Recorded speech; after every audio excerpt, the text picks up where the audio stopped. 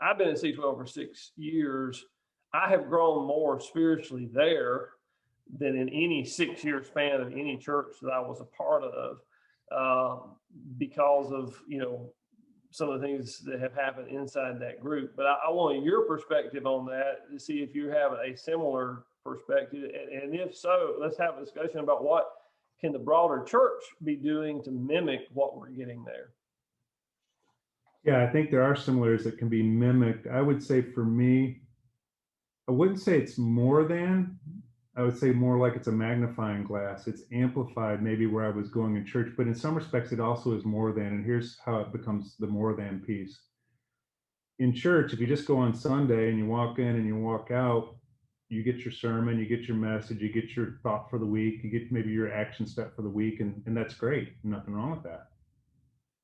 And C12 has that kind of component, but what C12 has different is, if you're in C12, you're in a small group. And that's where you have intimate discussions that are very personal. What we discuss around our table in our C12 group, either in a group or one-on-one, is the most intimate details of our lives, our biggest warts, our biggest shortcomings, as well as opportunities. And churches can offer that as well. If your members are in small groups, you can get the same effect, but I think that's what it comes down to. It comes down to a smaller group of people that you're committed to that will hold you accountable when you fall short, that will say, hey, I think you're getting out of bounds there, or hey, did you think of this as a potential possibility? I think that's what churches could learn.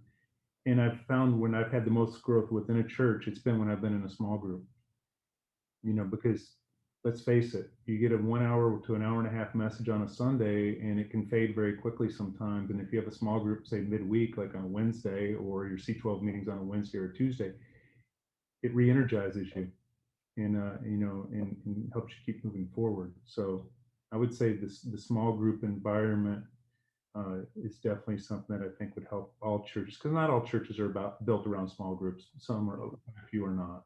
Right.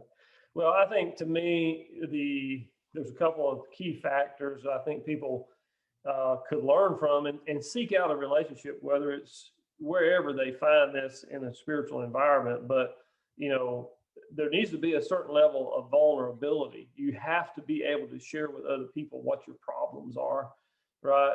And the reason I have found in churches that most people don't do that is the lack of trust.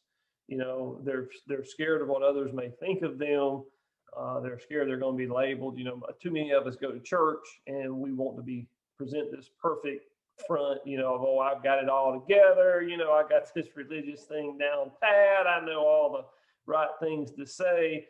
And if you peel back those layers, everybody's got some issues that they really need somebody to talk about. They really need somebody to speak into their life about, but can't do it unless there's that trust level, right? And then what you've already said is the accountability piece of it, right? Having somebody that's got the permission to look at you and say, whoa, you really need to be careful right there. You're kind of getting in some dangerous area. Exactly. And I don't think that church always lends itself in the broad Sunday service sense to the trust factor, because everybody goes in with their mask on. You could be, and we've all been here, you could be yelling at your kids about them not being dressed right, not having their shoes on, whatever else is going on in the car. And as soon as you hit that parking lot, it's all smiles, and you get out of the car and everybody's happy-go-lucky, like it's been the most pleasant ride ever to the church. And that's never happened to me, Richard. Never happened. And we all know that's not true. And then we go in and we have that front, and it's like, and that's what we showed everybody, and everybody else shows that. And so of course you don't want to show that you're having a bad day or you don't have it all together, because you don't really have the time to have the intimate conversation in such a large venue. Right.